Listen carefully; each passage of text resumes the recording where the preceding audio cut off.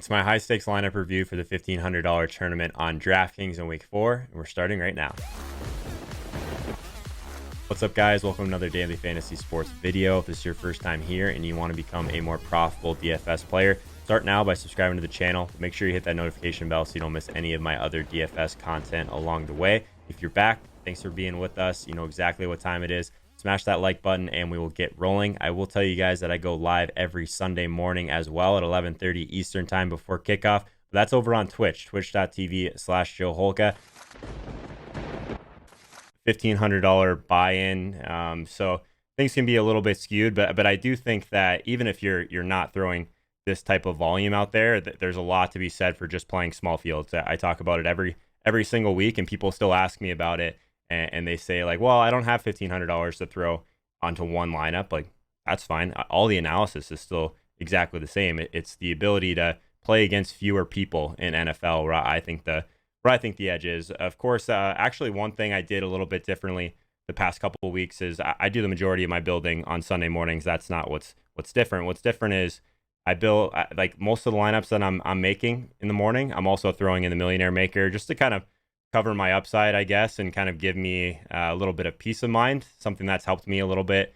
So if I think that there's a construction that makes some sense, but I don't quite make it to this 1,500, it at least still has some access. And had a milli sweat at one point yesterday. Had a Jameis Winston to Godwin stack at less than 1%. It also had my core running backs, which we'll talk about, Christian McCaffrey, shout out Christian McCaffrey and his 37 touches, Austin Eckler, and then Leonard Fournette. So I think almost all my teams had the same running backs. I think I threw 12 teams in the milli, 10 teams in the milli, something like that.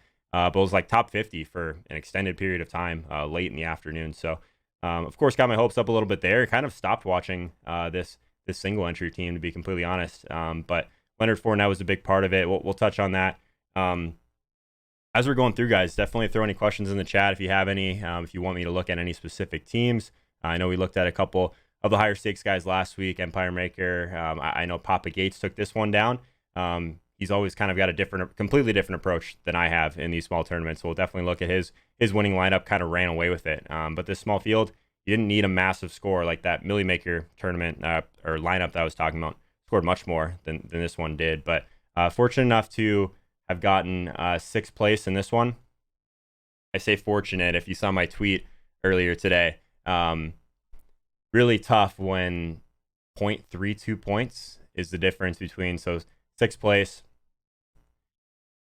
5K, obviously a $1,500 entry as well. So, I mean, great, like 3X or so. But 0.32 was the difference of another 10 grand.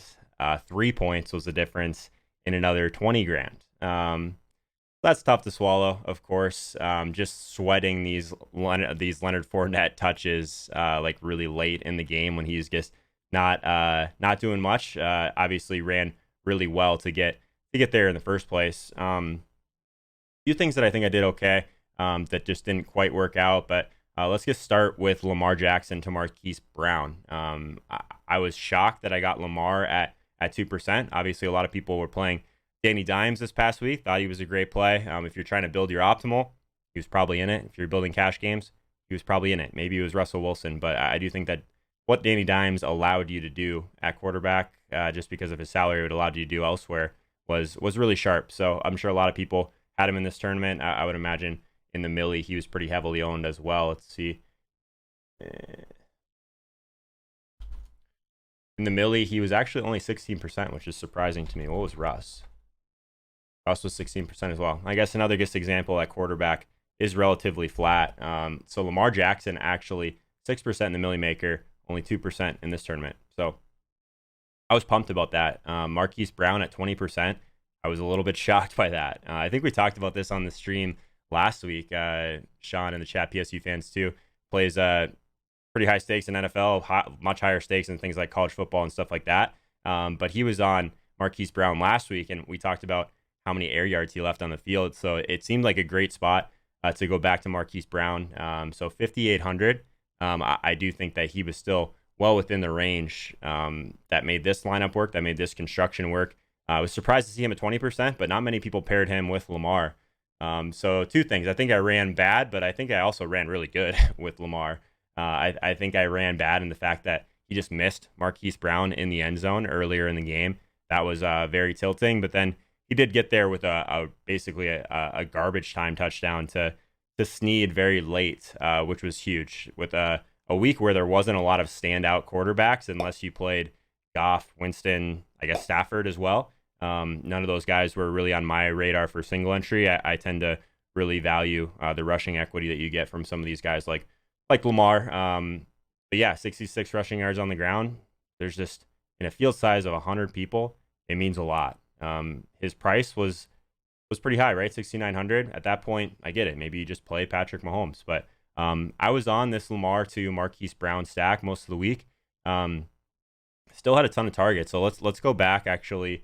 We did this last week. I think it worked pretty well. So let's check out airyards.com shout out Josh Hermsmeyer, and let's look at Baltimore and see what it ended up being like for Marquis Brown this week. So not near as many air yards this week, I think. So let's look at last week. So 41 air yards for Marquis Brown. He did have 7 targets, which is fine. In week 3, this is what we were talking about. 217 air yards for Marquis Brown in week 3. So he seemed underpriced to me. I think judging by his ownership in this tournament, a lot of people agreed with me. So in the Millionaire Maker, let's see what he was. So Lamar, like I said, was about 6%. Marquis Brown was 11% in the milli, so double the ownership in the 1500.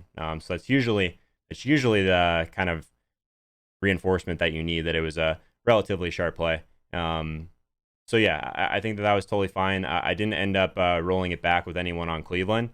Sure, rolling it back with Chubb would have been the play that would have kind of made this lineup go completely nuts. But let's talk about the wide receiver plays now that we've kind of gone through. Where I was at with my main stack. I will say before, like, I always try and build what I think is optimal first and do some sort of lineup construction tweak. For me, that was just a unique Lamar to Marquis Brown. But also I decided not to play Gallman. So Gallman obviously got there. I will say that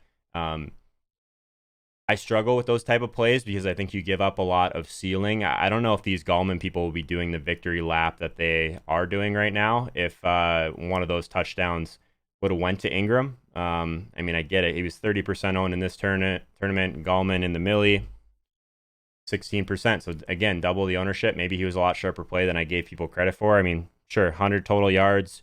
He did get in the end zone twice. 6 receptions. Like basically had, a similar role to Saquon for half the price. So maybe I should have taken the role into consideration a little bit more. I don't really care that he's not a great player, in my opinion. Like, that doesn't really matter. 4,600. I guess kind of I can feel a little bit better about that I didn't have Gallman because I almost certainly would have paid up for Keenan Allen, which, as you can see with Noto's lineup, still ended up being fine relative to the rest of his team. But we'll talk about Noto's team in a bit. Let's stay on mine. But like I said, if Evan Ingram catches one of those touchdowns, I think people think a lot differently about the Gallman play. So 35% owned in this tournament. Evan Ingram, I thought, was a fantastic play. I still think that PSU's boy, Darren Waller, was an awesome play as well.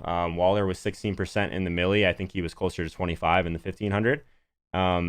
So this is a construction that I've gone with in 3 out of 4 weeks. So, and let's be real, I've completely missed at tight end for every week this year, all 4 weeks. So week 1, I played Kelsey. Kind of got a floor game from him. I think I got like 80 yards on like 4 catches, something like that. The second week, I tried to go super cheap and contrarian, like Stone Min played Gesicki against the Patriots. I thought there would be some sort of game script there. He was seeing a ton of targets, had 7 targets in week 1. So that didn't work out. I think he ended up with like 4 points. Last week was Zach Ertz week for me. Clearly that one didn't work out with Nelson Aguilar catching those touchdowns. This week I went with Evan Ingram, just that tight target share in a game where wasn't going to be a lot of defense played. As soon as they got ahead, obviously I knew it wasn't going to be a great time. But yeah, I think that Evan Ingram still, like, I think that people just tend not to play this mid-range, like 5,700, even Darren Waller. Like, I actually think that Darren Waller's price went down this next coming week, so he's probably a play yet again. But I think that Waller and Ingram, they're really similar to me. I think that in general, I always try and skew towards better game environment, more pace, more plays. That skewed towards Ingram, in my opinion. But again, I made this mistake the week before with Waller. He's playing against the Vikings, still caught like 12 balls or something ridiculous like that. So he's seen an insane amount of targets. So just looking at his target share this year, go back over, pretty insane. Go back to all here. Added tight ends in. So if we're just looking at weighted opportunity rating, obviously this is with wide receivers in it. But Waller, 16th in weighted opportunity rating as a tight end. It's insane. So PSU has been telling me to play this Waller guy for since the very beginning of the season, since he's basically running like a wide receiver at this point. So I think that he was a great play. I think that we'll be considering him yet again. I did want to see his target share quickly for Oakland. Just that Oakland team, I don't know. I never really know what to do with them. His market share of air yards, only 23%. Obviously, that's going to Tyrell, but just target share in general, like almost a 30% target share for a tight end in the mid-range. I definitely think that he should have been, if you weren't considering Waller or Ingram, or at least that lineup construction, I think you kind of did it wrong this week by not considering it whatsoever. Naturally, the Disley chalk is what got a lot of people there. So Disley, 19% owned in this tournament. In the Millie, he was 27% owned. Anytime I see that, like a play that's drastically lower owned at the high stakes, I don't know. It's not that I don't think it was a good play. I just don't think it was necessary. I think that if you can get yourself into trouble by following these flow charts. I'm not the kind of person that's ever going to chase a bad defensive matchup. Sure, the Cardinals, I mean, the Seahawks were great, but I think maybe you skew towards a cheaper tight end with a decent team total would have got you on Disley. But I just thought it was just such a great spot for Waller and Ingram in that tier that I got kind of locked into that lineup construction. So maybe if I would have played Gallman, like I said, I probably would have just played Keenan Allen at that point. So I'm not sure exactly what type of team I would have had with Disley. I messed around with a few, but there wasn't as much running back kind of volume to pay up for this week. Like Eckler, McCaffrey, like those guys were locks for me. We can talk about Eckler for a second. I think that people were almost like trying to talk themselves out of Eckler most of the week. And as soon as we saw that Justin Jackson was ruled out, like he was just an absolute lock in my opinion. Like I played him last week, got the floor game from him. But just knowing that he had that entire role at the goal line was just so valuable for Eckler. So 61% owned in this one. Let's take a look at Eckler in the Millie. 29% in the Millie. So that's always kind of a like double the ownership again. Like I still think that even in the Wildcat, like you can see it. So in the Millie, 29%, in the Wildcat, 38%, in the 444, 51%, and then he's 60% owned in this one. So yeah, I mean Eckler was a guy that if you weren't building around Eckler and McCaffrey, I think you're playing DFS wrong, especially in a small field like this. Like we'll talk about McCaffrey in a second. Let's talk quickly about my wide receivers. So obviously you're paying up everywhere. I paid up for Lamar, paid up for McCaffrey, Eckler, Ingram. I had to get super thin at wide receiver. Again, I wasn't playing Keenan Allen, so to me, Dontrell Inman was the play. I still think that he's the guy. I mean, Stoneman, there was like basically with Mike Williams out, like who was going to catch balls in that offense against Miami? So it made a lot of sense to me. I still think he was a lot stronger than some of the other 3K plays, but I will say that there was a lot of value, like insanely cheap value this past week. So just in general, like I'm always going to kind of get kind of thin typically at maybe more thin than other people at wide receiver. I thought Paul Richardson was an amazing play at 3,700. Didn't make it work with this construction. Would have played him probably over Keyshawn Johnson, which I'll get to in a minute. I was kind of everything that I look at. Trey Quinn, of course, like 3K. I preferred Inman to Trey Quinn.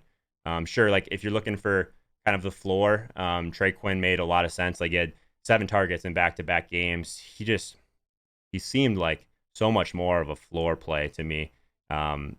Washington stinks. Like I'm just not actively trying to play players in teams with teams like that. Like I get the Washington play.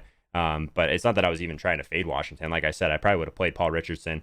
I thought if I was going to pay down at tight end, I probably would have played Vernon Davis at that point.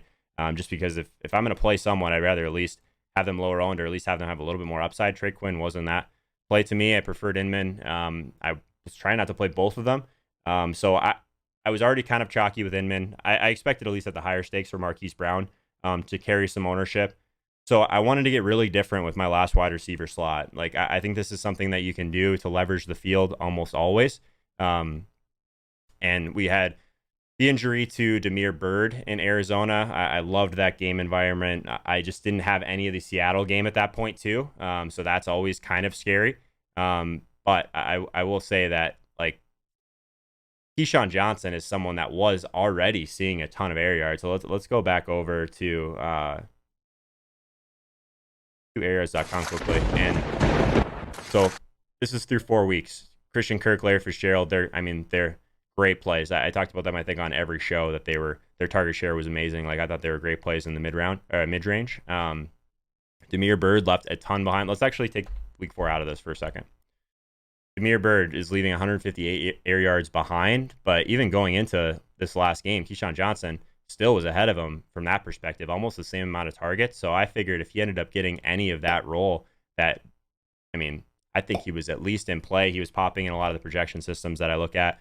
So I think that he was totally fine. Like the target share, not great, but he's 3,200. I think that he at least was going to give me the upside. And if I was already, so that's kind of how I was looking at it. But if I was already fading the Seattle game, which I decided to do on my main team, how does this game go wrong? And the way I see it going wrong for all the people playing Russ and Lockett is if they get up early and then they just run. This team, when they're ahead, they want to run the ball.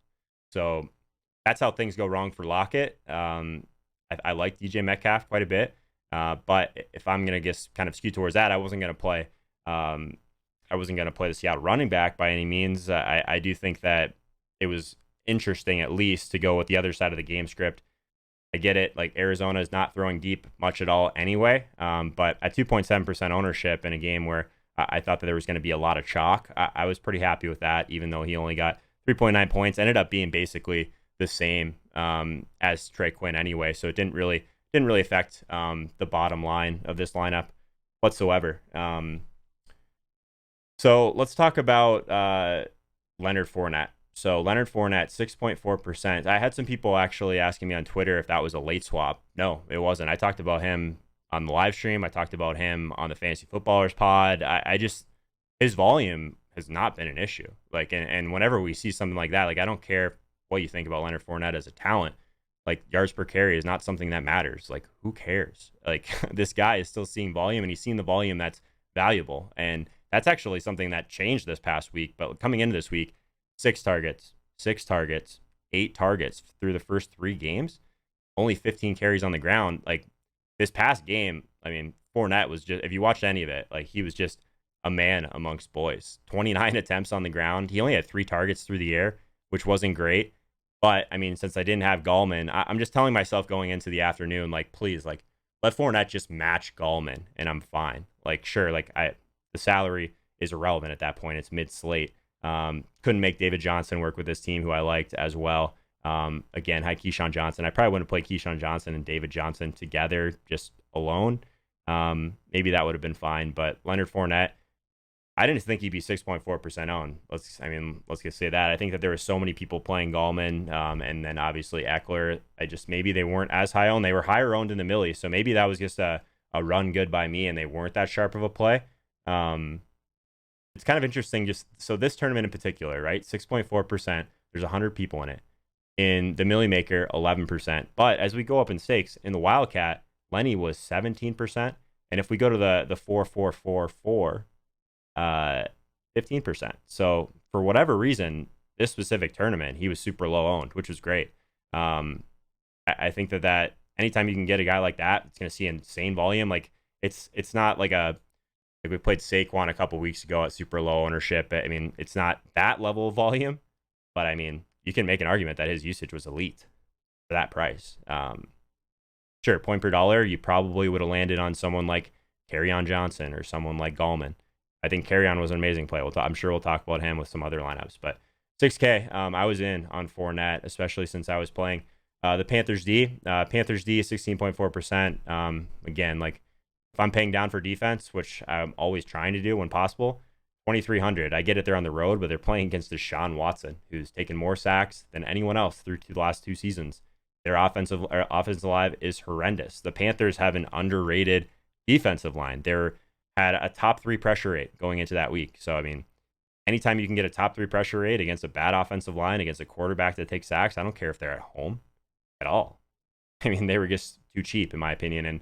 And I think that the difference in stakes definitely kind of showed that they released a relatively sharp play, 16% in this one, across the board, basically on some of the lower stake stuff. They were sub 6%. So was happy with that decision. It allowed me to get up to my boy, Christian McCaffrey. So 24% of people, no, actually, 75% of people decided to not play Christian McCaffrey. I don't understand that. Like, I just really don't understand that. 37 touches, 8,800. I feel like I say this at least once a week. These guys are underpriced by probably $1,000 anyway. So, I don't know. Does anyone have a take on why you wouldn't play Christian McCaffrey? I was shocked by that. I mean, he was 21% in the Millie, fine. 25% in this one. Like, who did people play? If everyone was playing Gallman, what did you do with salary? Did you just, jam in Keenan Allen, jam in all those other kind of mid-range wide receivers? That's the only thing that would have made sense to me. I don't know. I never considered not playing him, to be honest, especially when I was kind of zoned in on the Panthers D towards the end of the week. So I don't know. That's one of those ones that doesn't make a lot of sense to me. What else do we have here? I know we have Al's coming over. We got a raid coming from Al here pretty quick, so might kind of roll through that quickly. There they are. Awesome. Yeah, anyone that's coming over here from Al's stream, looks like they yep, here they are. What's up, guys? Al, appreciate the raid, my friend. Looks like he might still be live for a second, so we'll kind of wait for that for a second. If you guys have any questions in chat, definitely throw them in there. This would be a good time for that. Tuesday freaking Gallman, he says. Insane. What's going on, guys? Al, thanks for the raid, man. Appreciate it. So we've kind of been going through kind of a normal Monday for me. I go through the $1,500 entry on DraftKings. So this is a small field tournament. Only 110 people in this. It was a good week for myself. So 6th place, 5K. That's not what's the funny part, I guess, or the painful part. So the difference in 0.32 was the difference in a 5K score and a 15K score. 3 more points was a 20K difference. So I'm sure everyone kind of has those stories, but it was kind of tough to run that bad at the very end. So it was an interesting kind of spot. We were just talking about Christian McCaffrey. It was 24% in this tournament. So 75% of people decided that they wanted to fade Christian McCaffrey last week. Was interesting. I was never not playing Christian McCaffrey. That's not really my style. I'm always kind of paying down at wide receiver, and for kind of more variance there. I've missed on tight end, I think, every week this year. I didn't end up playing Al's flow chart with Disley, but that kind of limited what I could do at wide receiver, right? So I didn't end up playing Keenan Allen on this team. Inman ended up being super high owned in this tournament in particular.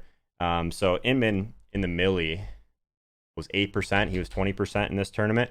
But Keenan Allen, just massive chalk, which was for good reason. But I prefer this type of construction for this type of tournament. So Lamar Jackson at 2.7%. I was pumped about that. Marquis Brown at 20%. I expected him to carry some ownership for sure. We just went through actually his air yards, which was crazy in week 3. So I thought he was a great play if you were looking for a little bit of upside. Getting Lamar to Marquis Brown at a relatively unique type of roster construction was great. Keyshawn Johnson was my pivot off of people that were kind of going the Washington wide receiver route. I do think that guys like Trey Quinn, Paul Richardson, I think they were totally fine. I think that if you needed salary, those were the ones that probably had the most equity. I did like the idea of getting different in the Seattle and Arizona game because I already didn't have Russ. I didn't have Lockett.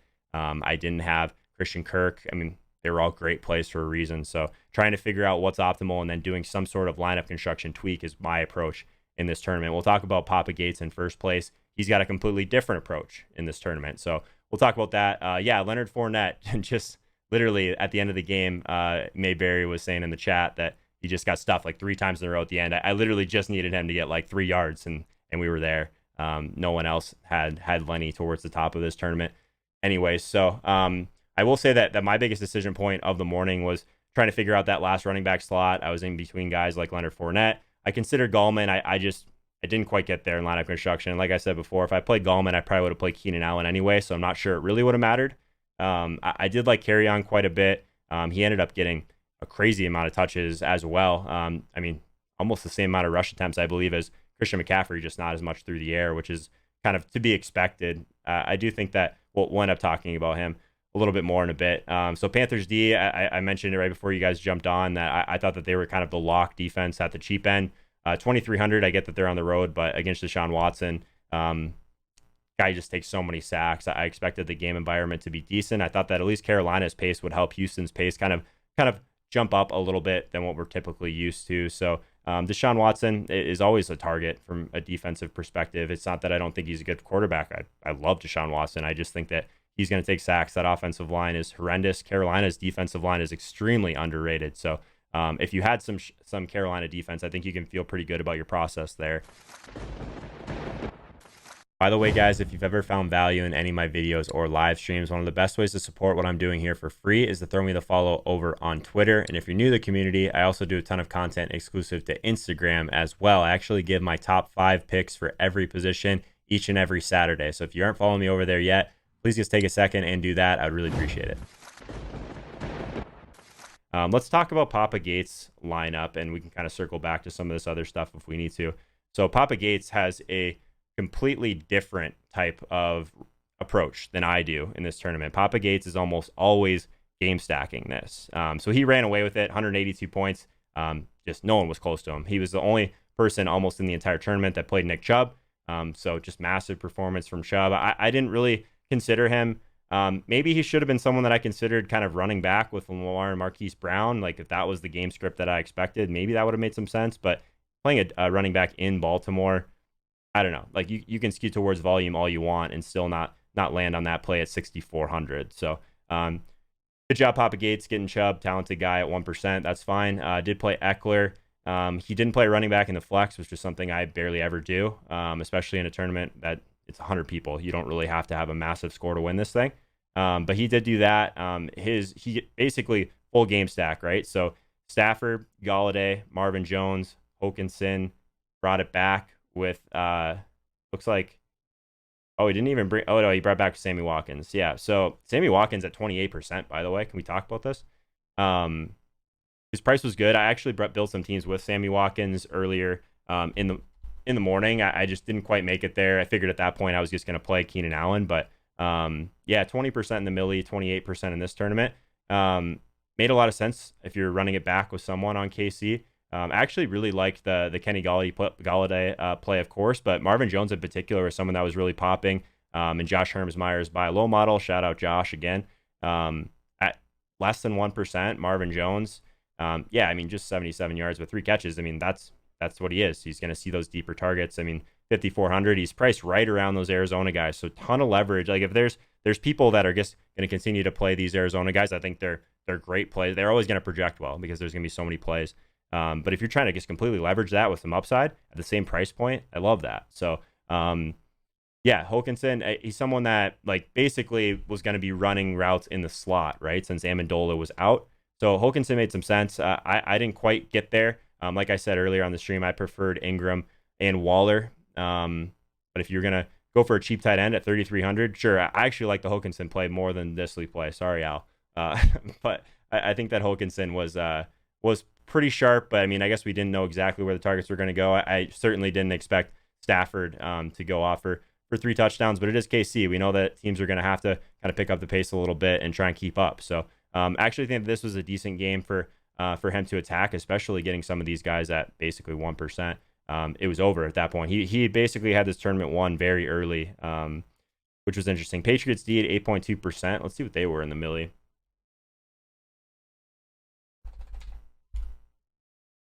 Yeah, like they were about 11%. I guess maybe people just thought they were too expensive. 3,700, they were pretty reasonable against Josh Allen. We know Josh Allen will take sacks. He also will take a lot of shots downfield. So the interception game, 4 interception for this Patriots team. That, I mean, probably the best Patriots defense we've ever seen.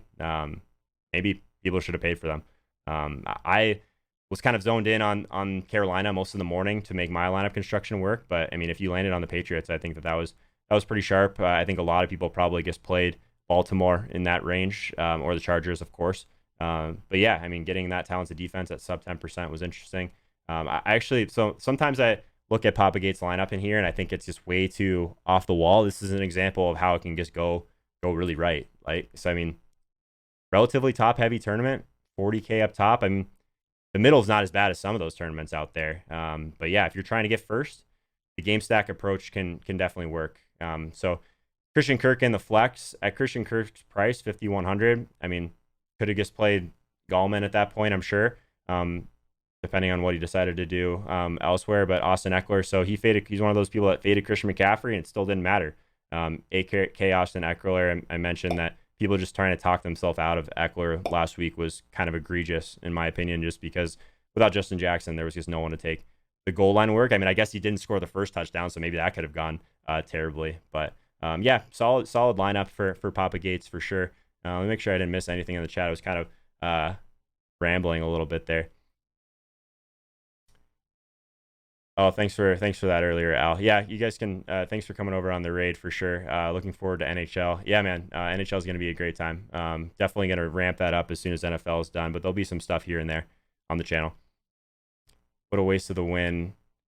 That guy wins like all the time. Yeah, I don't know. So this tournament, it's a lot of fun. So personally, I enjoy the competitive nature of kind of these tournaments because they're names they're people that are putting a lot of time in, and I think you can learn a lot by going through this. That's why I do this show, because I think that going through some of these teams is something that makes a ton of sense if you're trying to improve. So I think Al's in this, actually. Let's look at Al's team. Okay, so Al went the Daniel Jones route. Again, like I mentioned it, like it was going to be either Daniel Jones or Lamar for me towards the end of the morning. 22% in this one. What did he end up being? I'm sure he was just piled on in the millie as well. 16%. So with Evan Ingram, like Daniel Jones to Evan Ingram, like I had multiple lineups with that in the morning. Like I said about Paul Richardson, I love the Paul Richardson play, 28% in this tournament. A lot of sharp people went that direction if they were paying all the way down.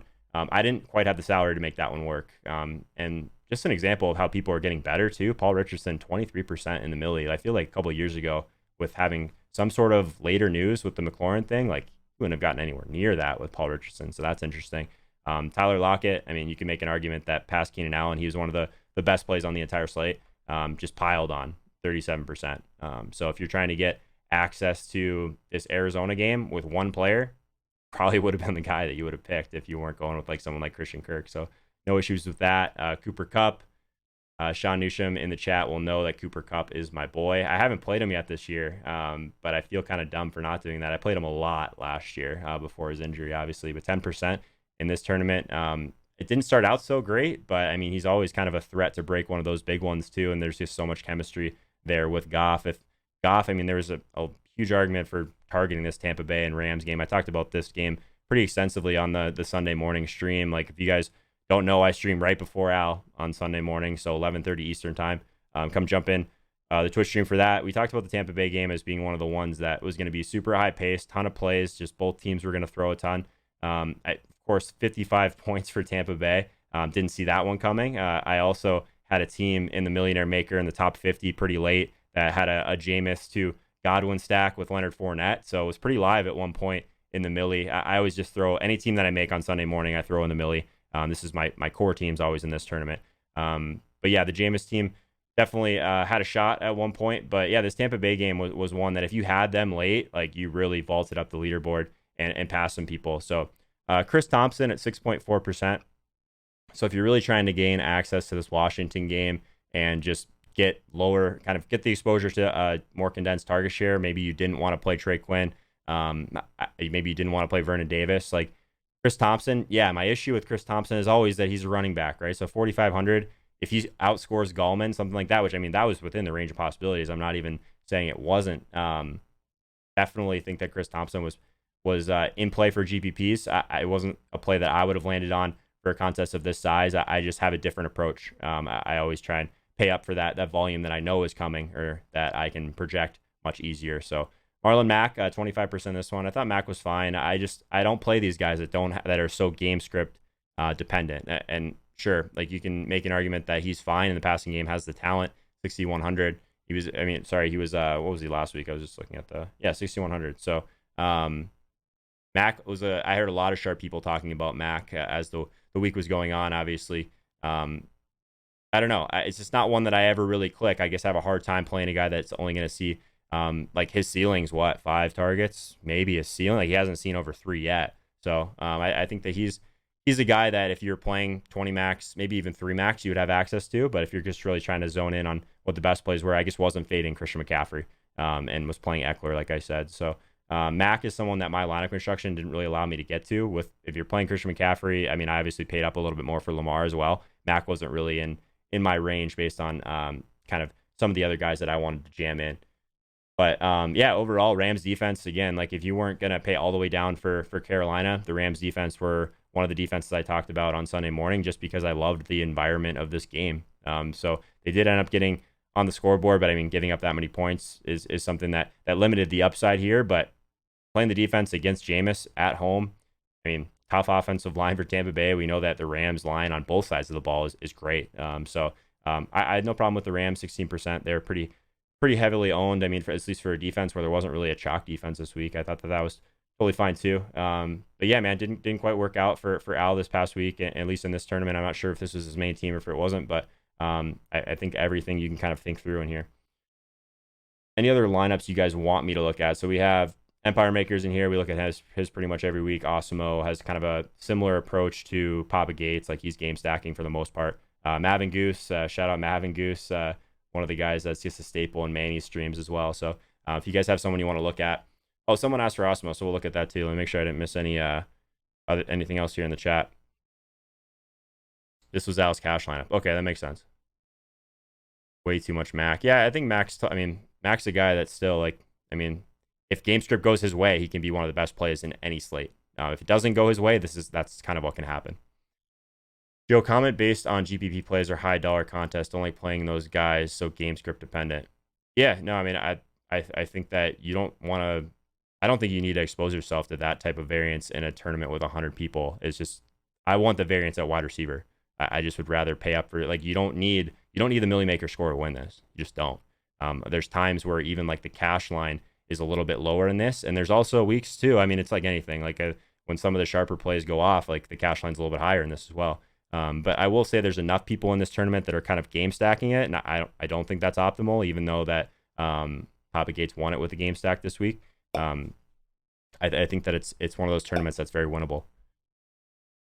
Let's look at Osimo's team because typically is one of the ones that does like to go off the board a little bit. So Daniel Jones to Gallman to Evan Ingram. Looks like he brought it back with Trey Quinn. So yeah, I mean, this is actually a little bit, this is way chalkier than we normally see from Osimo in this tournament. I guess he did get Odell Beckham at 7.3%. I mean, just the low ownership play against Baltimore. I'm sure he expected Odell to be a little bit lower than that. He did play Fournette as well. Gallman, Fournette, Eckler, totally fine with his running backs. Played Evan Ingram with Daniel Jones again. I think that this is a very like normal team for Osimo, which is not. I don't see this very often from him. Seahawks at 4.5%. That's really solid again. Arizona's not pushing the ball downfield, but we know they're going to pass. We know their offensive line's horrendous. We know that Seattle has a pretty good defensive line. Gets Clowney running in that defensive touchdown. Seahawks that low owned. That's what was their price? It had to have been kind of mid range. Yeah, 3,300. I think they're in play. Papa Gates won it with Chubb at 1.2%. Stafford 2060K, not the game stack. I don't know about that, man. So yeah, I agree with you. He did hit on Chubb, and that's the reason he vaulted everyone. But at the same time, like he still got 23 from Galladay and Stafford. Like it was a game stack. Like Marvin Jones at that price, like he got 10 points. He was fine. 5,400. Like if there wasn't anyone that smashed in that range. I talked about Hawkinson, how he was playing the slot against this KC team. You want to attack there anyway. Yeah, I mean, I mean, this is a game stack. This is what he does every tournament. This is when a game stack can go completely right. Patriots D. So yeah, I'm with you. I guess his one-offs did very well, of course. Like Chubb, Eckler, Patriots D, Christian Kirk. I mean, Christian Kirk was a great play. It didn't go off by any means, but yeah. So I'm with you. Maybe his one-offs is what won it, not the game stack. So I'll concede on that one. Can you hit on my question real quick? How do you feel about playing only single entry or 3 max? I don't have the roll to MME. Like, would you enter completely different lineups or run a core? Yeah, 3 max is something where I think there's 2 approaches you can go with, right? Like having a really tight core and just differentiating with, in my opinion, differentiating with wide receiver, and kind of having a core at running back. I think that's fine. It doesn't really matter to me if it's single entry, if it's 3 max. Like field size is what matters to me. So if you're playing in a tournament with less than 200 people in it, I don't think you have to get too crazy. If you're playing in a single entry that's got 5,000 people, I think you need to build a GPP team. You need to build probably a game stack. For me, that's how I feel. I feel like field size is what matters, not if it's 3 max or something like that. I think that if you have a smaller bankroll, you can find these type of tournaments that are 100 people on DraftKings. You can find them. Doesn't have to be a massive buy-in or anything like that, and all this stuff still applies. So that's something that I'm considering for sure when I'm building my teams. Like I'm almost always trying to build what I think is optimal first and do something a little bit different in lineup construction. And more often than not, I have at least one wide receiver that I'm trying to get super low on. Yeah, trying to touch on the chat a little bit, Razzle. I'm not the best at that. Sometimes I get rambling and I kind of forget to go through that sort of thing. So let's touch a little bit. Let's talk about Empire Maker's team because he's someone that is on the other side of the spectrum. We talked about Osmo. We talked about Papa Gates. A lot of times they're game stacking this. Empire's building what he thinks is optimal, and he's rolling that in every contest on the site. So Gallman, McCaffrey, Eckler. Obviously, that was the nut combo at running back if you didn't have Chubb. Daniel Jones, Devin Ingram, Trey Quinn, and Paul Richardson. So, I mean, he took his value in a really condensed target share for both these Washington guys against the Giants. Like, I don't have any issues with that. It allowed him to play Keenan Allen as well. So he played McCaffrey, Eckler, Ingram, still had money to play Keenan Allen. Like, I might have had a very similar team like this early in the morning on Sunday. I didn't end up going the Gallman route. But yeah, he's one of those other sharp people that play the Seahawks D. So Empire's almost always like at least in contention, which is to me reinforces that in a tournament like this, you want to try and play closer to optimal. I know Al's rolling his cash line up in here. I think that's totally fine. So yeah, Empire Maker. I mean, this is a standard Empire Maker team. I almost can tell you his team before I even click on it every week. That's how much I look at this tournament. Joe, do you use an optimizer? If so, would you care to share? No, I typically hand build my lineups. I think there's a lot of good products out there. Daily Roto, Fantasy Cruncher, they're all great if you're playing MME. But yeah, I typically build by hand for these type of things. And like I said, like if I'm building, I always throw my lineups in the Millionaire Maker as well, just to kind of cover that upside. What else do we got here? All right, so we can talk about Nev's team for a minute. Nev's is one of my one-on-one coaching clients. We always kind of have a similar approach in these. He actually did end up going the Gallman route. He played Darren Waller. I talked about Waller. His price is actually cheaper, I believe, this coming week. But someone that's just seeing incredible volume, 20% was much higher owned in this than he was in the Millie as well. He went super cheap with him and Paul Richardson, which I thought was good. He did get Keenan Allen in. So I feel like most people, if you play Gallman, you play Keenan Allen, right? So he probably deserved better. From the Daniel Jones side of it. But yeah, it looks like he had Daniel Jones to Gallman was his stack, which is interesting. But I know some other sharp people that landed on that as well. He played the Rams defense. I know Nevs was considering a pivot because he didn't think he had what it took to actually win this thing. But the Rams ended up being around 15%. I wasn't sure what the Chicago ownership would end up being. That's kind of was our decision point, was Rams versus Chicago.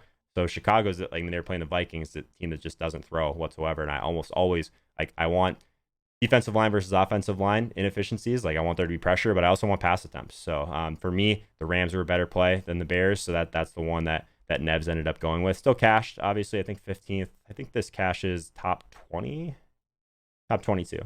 One thing I'll say about this tournament too, and something you guys can watch for if you're kind of looking to kind of pick some tournaments, always try and get the double min cash as well. So $1,500 buy-in, 2x multiplier. Just cashing this, you double your money. A lot of them are like 1.5 on DraftKings these days, and it might not seem like a big difference, but it's a huge difference in your bottom line from week 1 to week 20.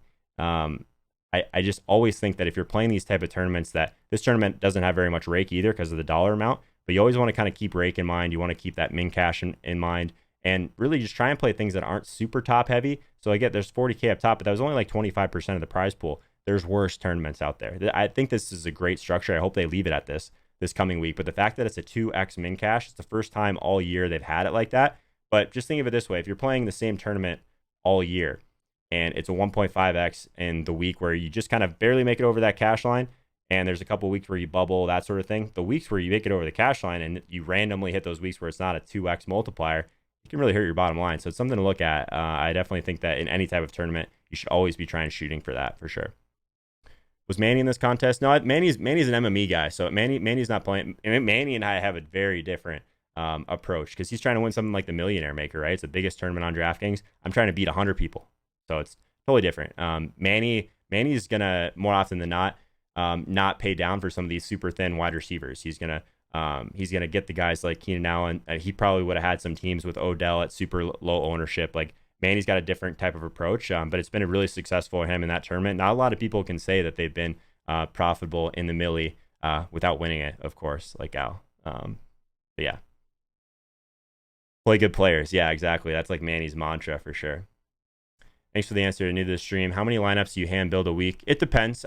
One thing that I think is important, and I'm not sure if many of you guys do this, but I don't build lineups super early in the week. Like, yeah, it's fine to do like a first look type thing and just throw in something that makes sense. But I really try, and I'll overthink it. If I start my lineups on Saturday, by the time that lock comes around on Sunday, if you're building a few like amount of teams like I am, I almost always try and wait until Sunday morning and give myself a condensed kind of amount of time. So to answer your question, I usually make anywhere from like 10 to 25 lineups as I'm kind of narrowing down to my best team or what I think is my best team. So yeah, basically I always throw those in the Millionaire Maker as well, but I hand build. I care more about making sure that my leverage is in the right spot and really trying to, I think that my edge is in roster construction, not necessarily being really strong at something like an optimizer like Manny. Manny knows Fantasy Cruncher better than anyone I've ever seen. So if you're an MME player, definitely check out Manny's streams. They're fantastic. You'll learn a lot. I have for sure. Was Jeff L. Heffy in this? Yeah, let's look at Jeff's team. Okay, so Jeff, 45th place. He had some really low owned plays in this. Wow. Kenyon Drake, not a play I ever would have.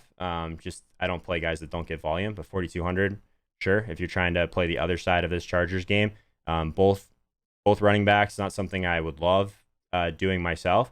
But kind of a game stack here, though, so I'll kind of take that back. That was probably his thought process, right? So Rivers, Eckler, Keenan Allen brought it back with Drake. So, I mean, if there was a guy to bring it back with, yeah, at Miami, maybe it's Drake. I have no idea. I didn't look at doing that. John Brown against the Patriots, it's not something I would have done.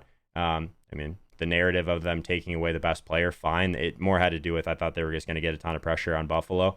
Yeah, John Brown was fine. I love John Brown. I played John Brown, I think, 2 weeks this year.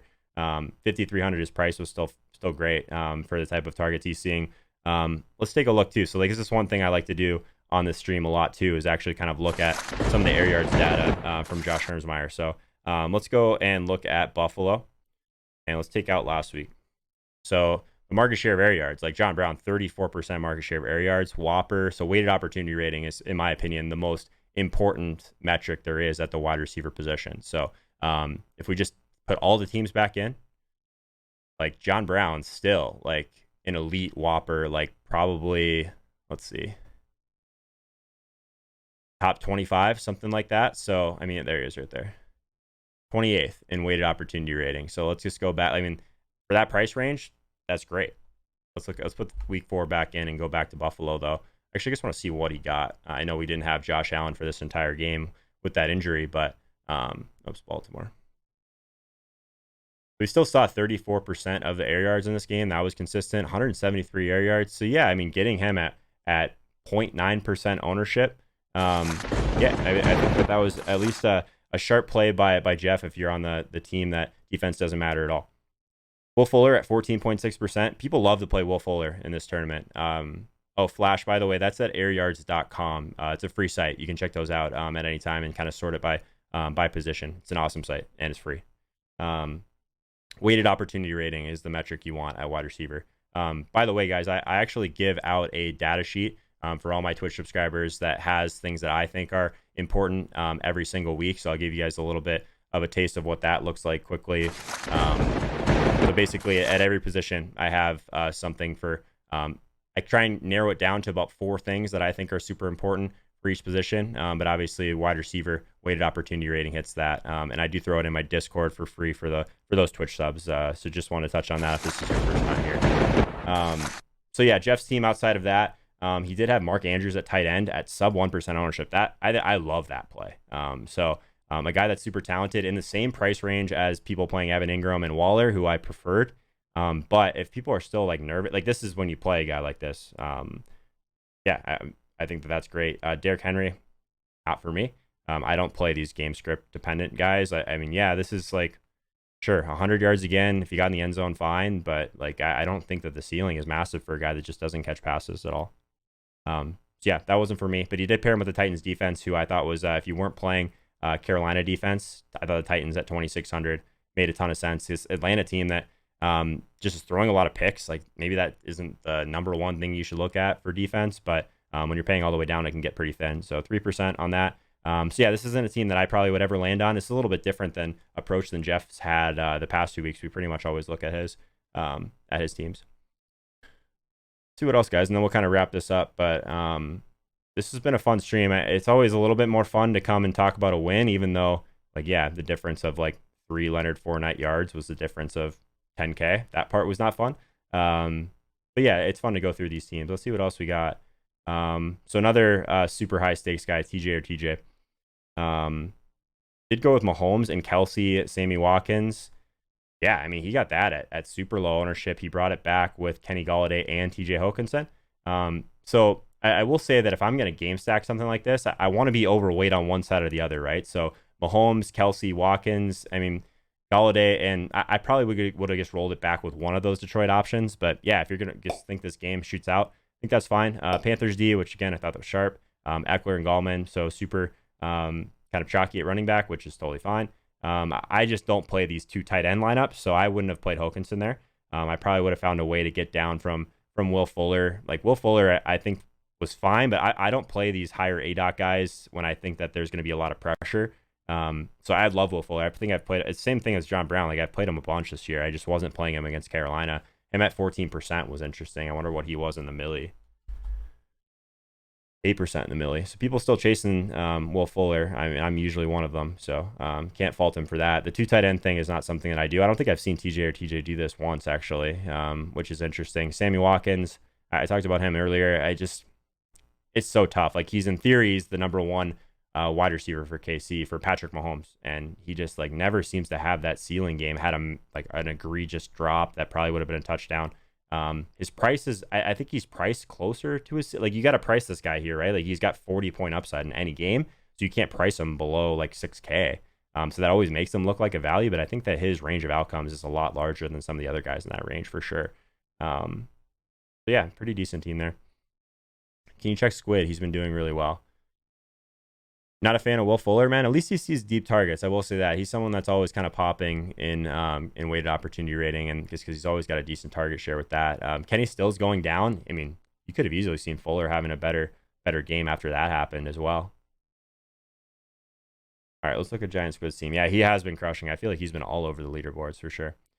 Once Slay was rolled out, I got sucked in.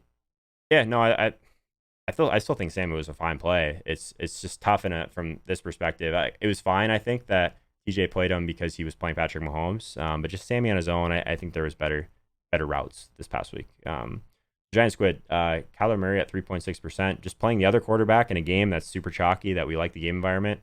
Never hate that. David Johnson, Larry Fitzgerald, Christian Kirk brings it back with no one. Doesn't play anyone on Seattle, which is interesting. Fournette, David Johnson, Gallman completely fades Eckler, completely fades Christian McCaffrey. There's a lot of volume in this lineup. I will say that. I wasn't fading those guys. Darren Waller, I mean, I have no problems with this team if you're going to kind of stack up the Arizona side. Like this is, I mean, the game script you needed. So ninth place, like it obviously worked out because Seattle got ahead and they started to try and take the air out of the ball a little bit with Carson, but then Arizona, like they're still going to continue to throw. I mean, we know where it's going. 5% for DJ. I considered DJ at one point. I couldn't make it work with my team. But DJ versus Fournette was something I kind of wrestled with all morning. All right, so let's touch on maybe one more team here, guys. You guys have any other questions about kind of my thought process? I want to kind of flew through my lineup when you guys kind of came in about 15 minutes into the stream. Yeah, I went super thin at wide receiver. Didn't work out. That's going to happen. Not really that worried about it. I'll just keep playing Christian McCaffrey at 25% every day. He just seems like he's always just like threatening for that double bonus, right? Just a reminder, if you're looking to invest yourself and take your game to that next level, I do go live every Sunday morning at 11:30 Eastern time before kickoff, so make sure you're taking advantage of that. But I'll talk to you guys next time. I really appreciate you being here for this lineup review again. Make sure you hit that subscribe icon in the bottom right-hand corner as well, and I'll see you guys on Sunday.